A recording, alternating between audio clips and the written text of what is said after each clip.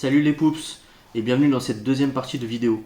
Donc ça fait un petit moment que j'ai reçu les résultats du test ICP. J'ai pas trop eu le temps de vous faire cette vidéo, mais ça y est, on y est. Je prends le temps cette fois-ci et c'est parti pour les résultats.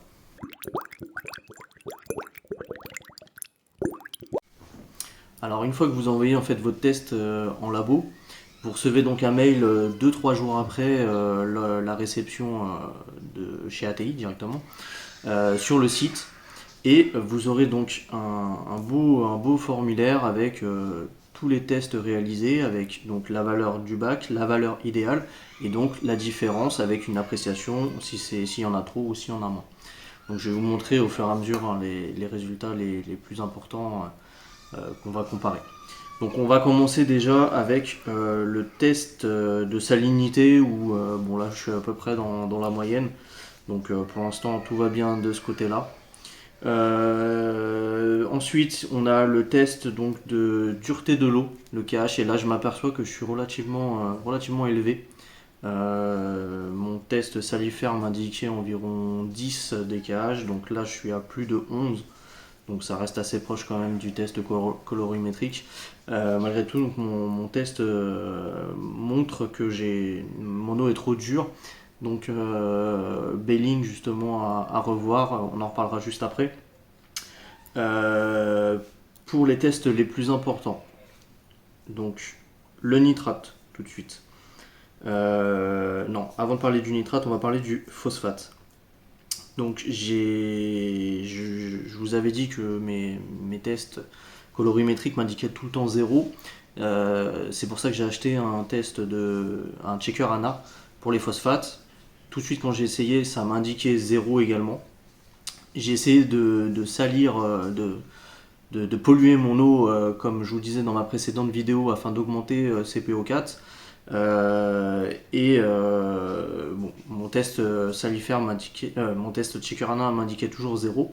Et là, à ma plus grande surprise, en fait, le test ATI m'a relevé du phosphate, donc 0,07 de phosphate, donc qui est un tout petit peu plus élevé que ce qui est recommandé, malgré tout ayant un bac qui n'est pas de type SPS, il n'y a rien de grave.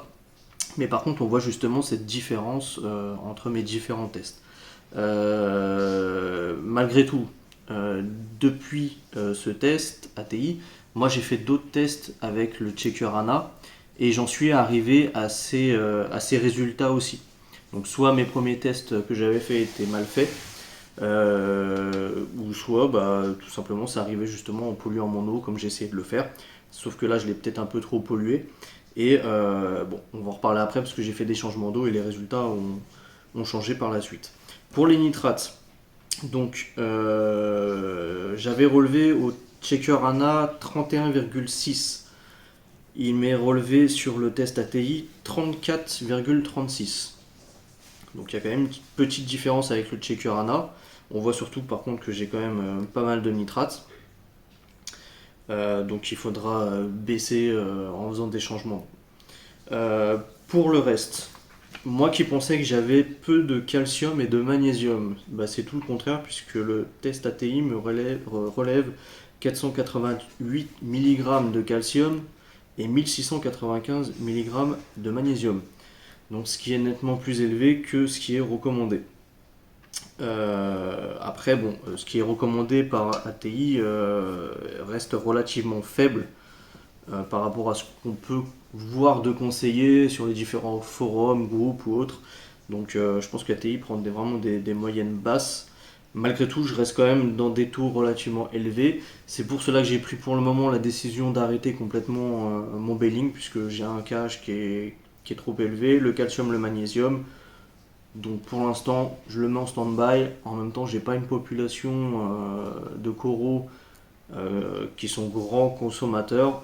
Donc mon bailing n'était pas forcément utile dans un premier temps. Donc on va stopper tout ça, on va regarder comment les résultats évoluent. Et puis on ajustera par la suite. Ensuite, on a des tests un peu plus mineurs. Donc on relève surtout que je manque d'iode. Donc ça c'était déjà mon précédent test ATI, ce qui était noté. Donc j'ai un petit flacon plus de marque ATI, ça tombe bien, puisque justement à la fin ils recommandent d'acheter certains produits et puis de faire un dosage justement pour corriger les paramètres qui sont un peu déséquilibrés. Donc je mets un peu d'iode de temps en temps, je pense que je vais le faire quelques millilitres, hein, c'est très très léger, hein, c'est vraiment une ou deux gouttes, à la limite une fois par semaine, je pense que ça peut être pas mal.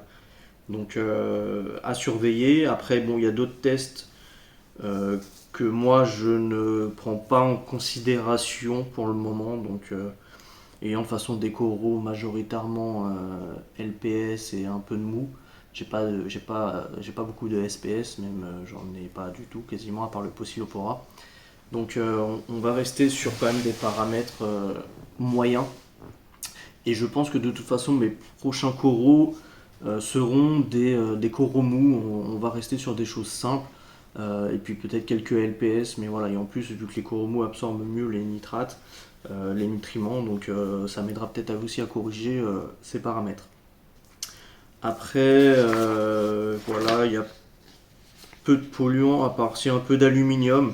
Malgré tout, le statut reste en vert, donc il n'y a pas forcément de quoi s'inquiéter. Donc ce qu'il faut surtout voir, c'est effectivement le KH qui est trop élevé, et puis donc calcium, magnésium à redescendre, etc.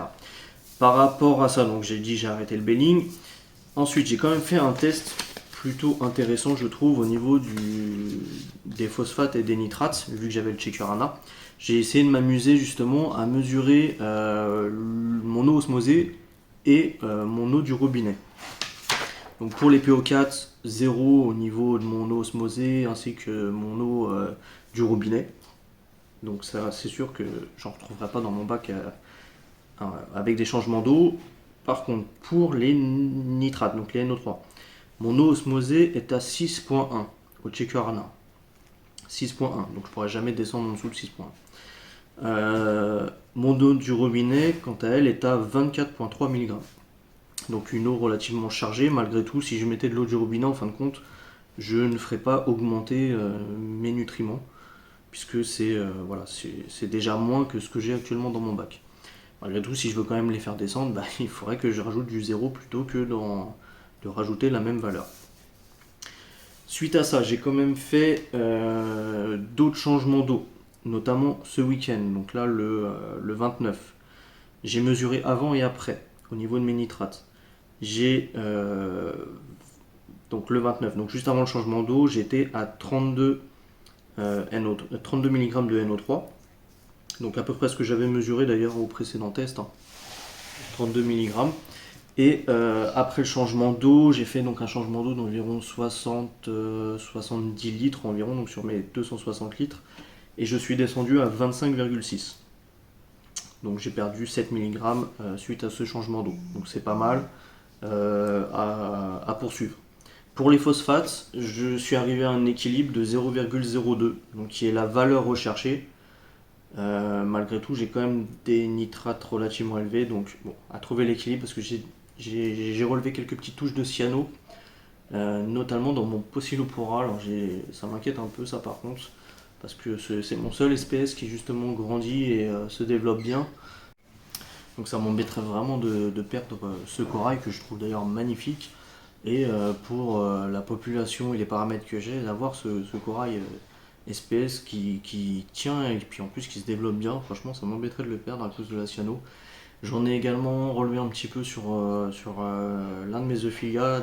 D'ailleurs, les deux que j'ai sont pas du tout en bonne forme et je pense que ça va pas le faire dans pas longtemps.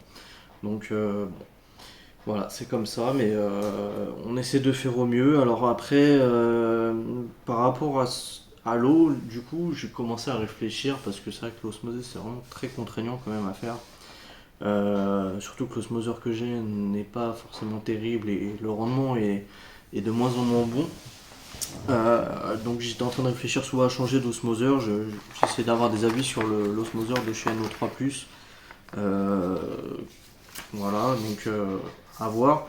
Et puis j'essaie également de me renseigner par rapport à l'eau en bouteille, notamment la cristalline, hein, puisque qui a un rapport quand même au niveau du prix qui est relativement intéressant, puisqu'on peut en trouver à environ 1 euro le pack de 6 fois 1,5 litre, et qui a pour le coup des nitrates à quasiment zéro.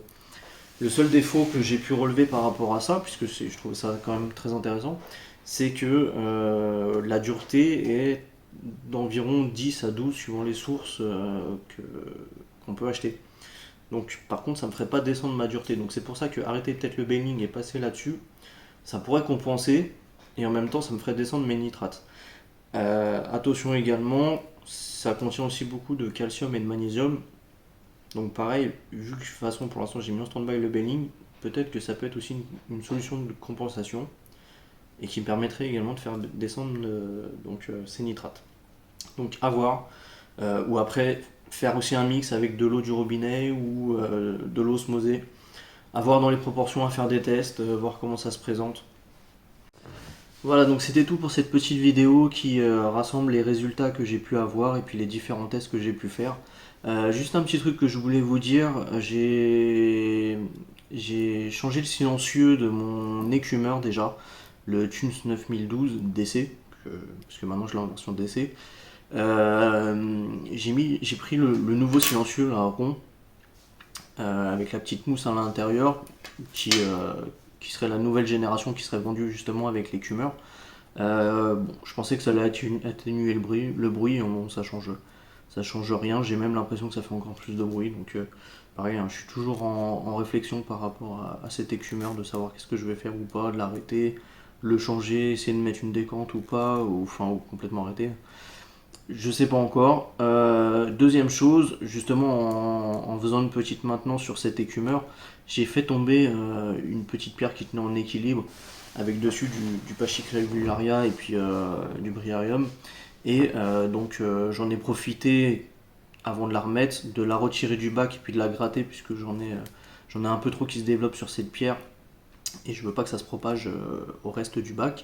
Et j'ai eu à ma grande surprise, donc en enlevant la pierre de l'eau et en la grattant, une foule de microphones, donc des petits grammaires qui se baladaient partout. Enfin franchement j'avais beaucoup de population qui se baladait à l'œil nu, hein, sur la pierre, ce que je n'avais jamais remarqué jusqu'à présent. Et donc là je vous fais un petit retour sur le réacteur à algues, le Tunesmar 3181, qui pour le coup m'a l'air de bien fonctionner à ce niveau-là, donc au niveau de la densité de population de la microfaune.